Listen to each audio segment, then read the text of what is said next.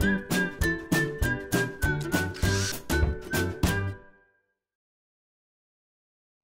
it's Steve. Today we'd like to show you how to change the heating element on your dryer, and it's a really easy job. All we're going to need is a number 2 Phillips or posi drive stubby screwdriver.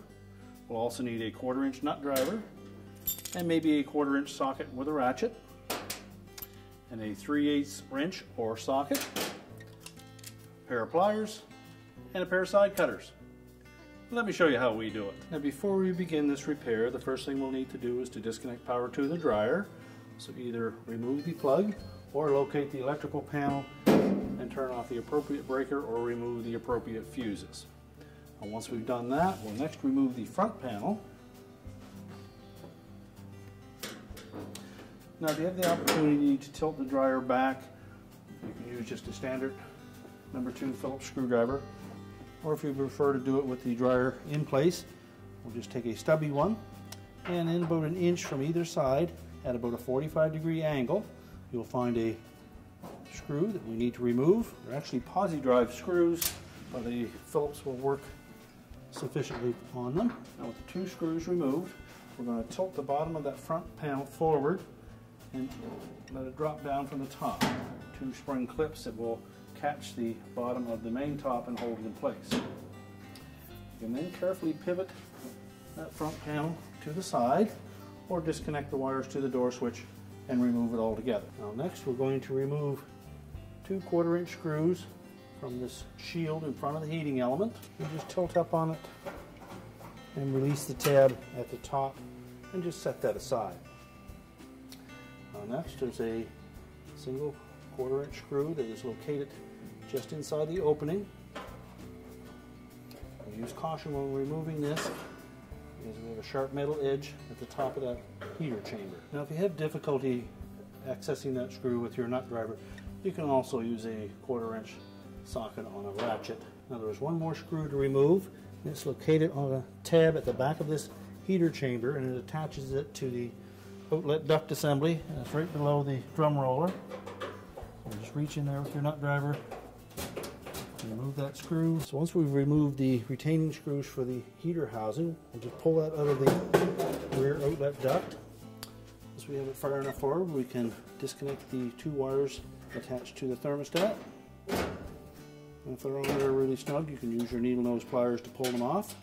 And we'll also inspect those terminals, make sure they show no signs of corrosion or overheating, and if they do, they'll need to be replaced. We can then lift that whole housing out of the dryer, and then we'll set it on a suitable work surface where we can change the element. Now our next step will be to remove the thermostat and the jumper wires. So using our 3/8 wrench or our socket and ratchet, we'll loosen those terminal nuts and inspect those jumper wires, looking for any signs of arcing or corrosion on either end. And if any is found, you'll need to replace those wires. Now next we can loosen one of these screws that hold the thermostat to the housing and then remove the other one.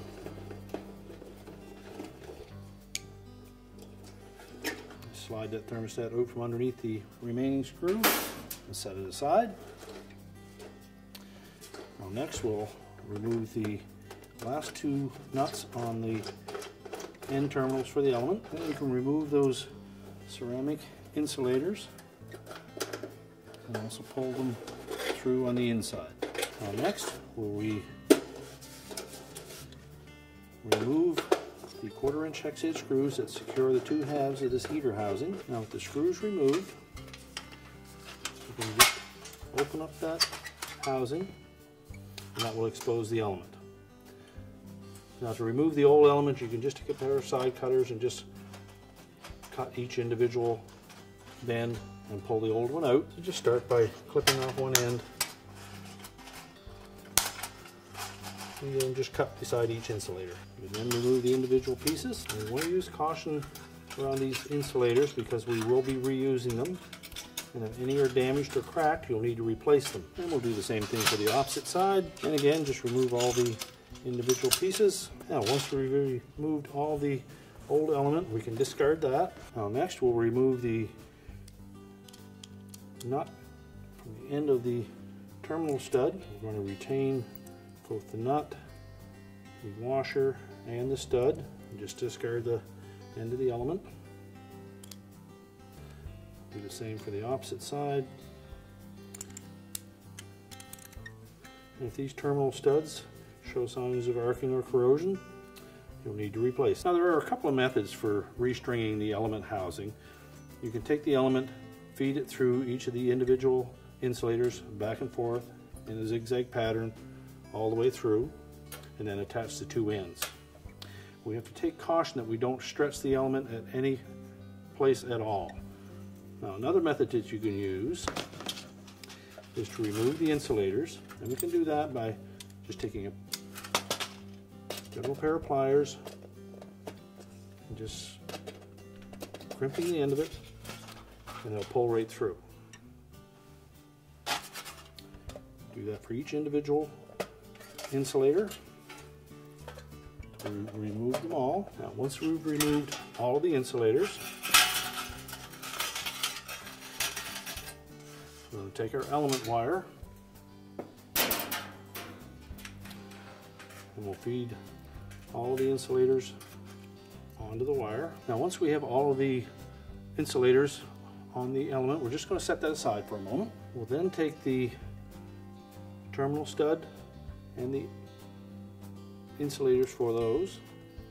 We'll assemble those. So the long portion of the stud will go through the tapered ceramic insulator. Get that square opening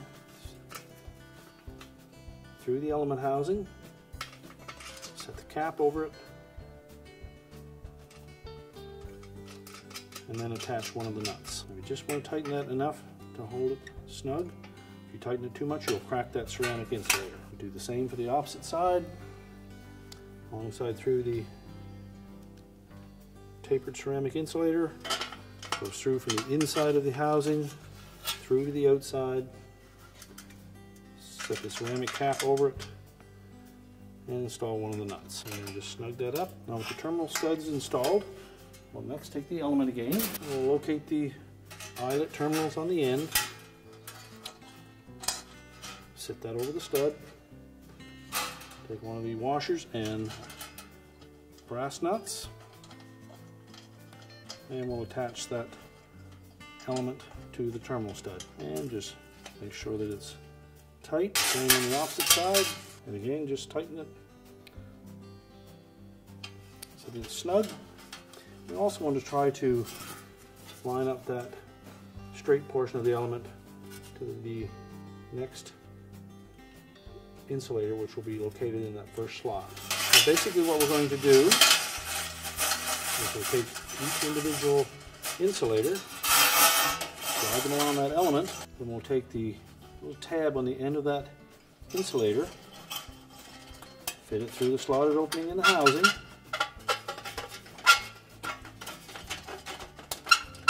make sure it's pressed all the way through. We'll take our pliers and just give it about 1/8 of a turn, and that will lock it in place. We just need to ensure that we have the two sides of that mount for the insulator pressed together.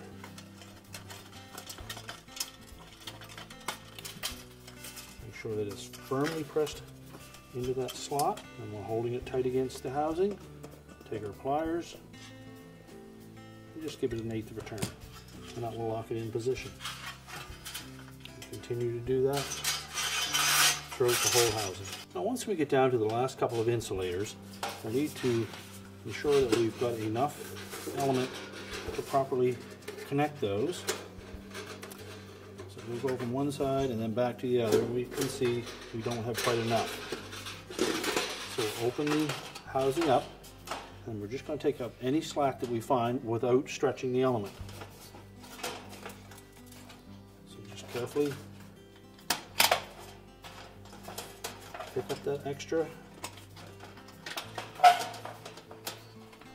And again, use caution that we don't stretch the element. Just make sure that we take any of the long round bends out of it. We'll put it together again and just compare.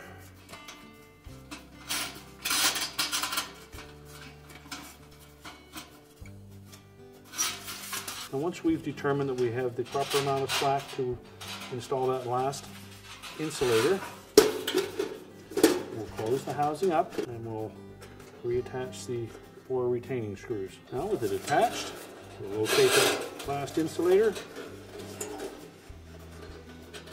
centered in the element, and then carefully fit that insulator through the slot. And just hold that last one in place, take our pliers,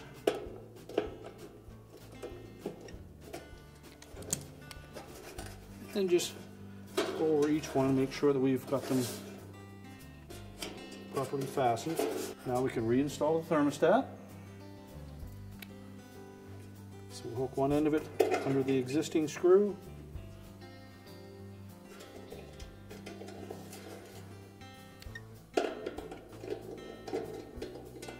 And then install the second one. Tighten them both, and we'll attach the jumper wires. Make sure that the eyelet terminals are in good shape, and then just tighten them securely. Again, take caution not to over tighten. We don't want to crack the insulator, but we do need to make sure that that is a very tight connection so that we get good conductivity. Check the inside terminals, make sure they're still tight.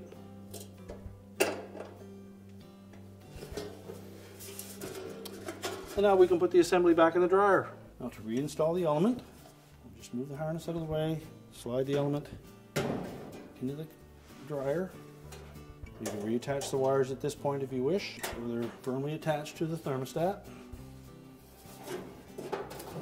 And we're going to line up that tab on the back of the housing with a hole in the outlet duct.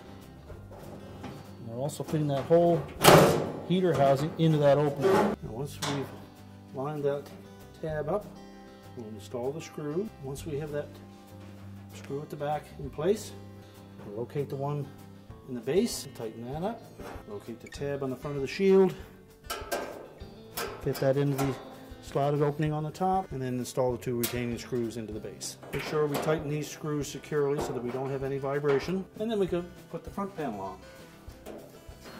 Just rotate it around, line up the 2 spring tabs at the main top, keep an upward pressure on it, tilt it into place, and then replace the retaining screws at the bottom. We're now ready to reconnect the power, and our repair is complete.